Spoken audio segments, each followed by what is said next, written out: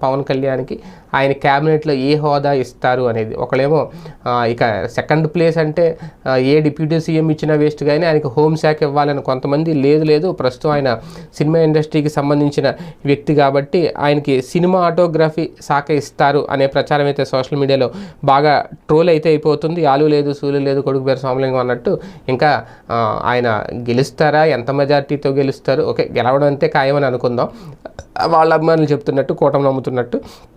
కాకపోతే గెలిచిన తర్వాత ప్రభుత్వం ఆయన ఒక్కడు గెలిస్తే సరిపోదు కదా, కూటమి ప్రభుత్వం కూడా అధికారంలోకి రావాలి, చంద్రబాబు గారు సీఎం అవ్వాలి.